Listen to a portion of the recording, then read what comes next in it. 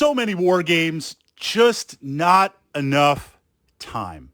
So in this vlog, I wanted to kind of explore the hobby side. What are some of those titles out there that you want to play, that you want to explore, that you're interested in? And as a wargamer, how do we maximize this? Because really there's kind of three ways to approach a war game. And we are looking at this at a very kind of high level.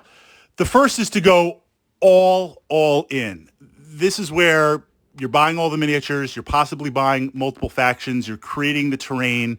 You might be part of a group, you might be doing it solo. You're all in. An example of this in my collection is Judge Dredd miniatures. I love Aliens. I love Conan. I love Dredd. Reading the comic books, just involved in that. Judge Dredd miniatures, when it came out a number of years ago, I was sold. I was absolutely sold. So jumping in with that, it's a skirmish warband type game. A lot of different personalities. So you bought these box sets for your robot gang and you were ready to go, or your judge gang or the mutes and self-defense forces, city self-defense forces. Then you could augment it with some individual miniatures, and you could, of course, model up a few of your own based on the scale. Make some terrain for Mega City 1, make some terrain for the Mutant Wasteland, and you're ready to go. This type of title, I purchased it for me because I love it. So I have the complete setup, and 3 or 4 times a year, I'll bring it to the club, or if there's an open event, I'll set it up, and there's a mission where the judges fight a bunch of mutant zombies, so I pull in stuff from Zombie Side, and we kind of have a Zombie Side / Dredd crossover. That's an example of a system that I'd love to play it every day, but it's very, very nuanced. It's a very acquired taste. So it's something that over time I've built up. The complete collection can bring and play it. Pacific Rim would be another example. I don't know any other Pacific Rim Extinction players in the area, but I've got a nice setup for it. I can bring it. We can play it. It hits the table a couple of times a year. So maybe you have a system that you want to play. You have the complete experience. It's making it an event, and it's finding some players. That's kind of one side.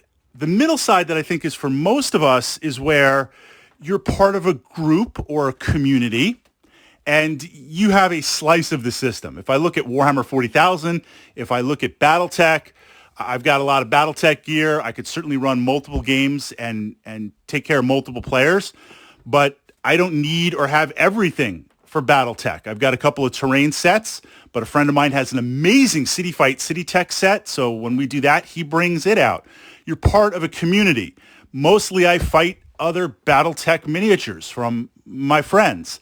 I think this is the space where most of us will play and have this wargaming experience. Then you've got the other bookend, which is you have a very, very limited system, but you're booting this from scratch. You're literally looking and saying, I'm interested in this system. There is no local community. I'm going to have to bootstrap this, and maybe I can get a couple of other players involved in this. A number of years ago, God Tier, jumping in with that, fell in love with God Tier, picked up the starter set, picked up some factions, and slowly built up the God Tier community to play. So within that framework, how we're going to approach it, what are some other systems that you're interested in, that you're looking at? I'm going to name 2, and one of them is from the past. One is from the past, but also kind of around now in different iterations. I've been thinking about jumping into Ogre. This is a classic game. I have the Kickstarter set. I've got the older set. It's a war game where you have a giant cybernetic tank on a battlefield, and you've got infantry and tanks and artillery support and command centers. It's kind of a one versus many game, and these cybernetic ogre tanks are very, very destructive, very, very powerful. It's a solid war game. It's got solid rules. It's a solid experience. You've got some tactical decisions, and it's got enough of a backstory to make it kind of interesting. I want to jump into this more and more just as kind of a standalone war game, kind of going back to the classic hex-based war games where you're there to fight a battle. You're there to blow some stuff up. We've got a little bit of a backstory, but here we go. So I want to jump into Ogre a lot more. Another system that I'm interested in, back in the day, playing Dark Future.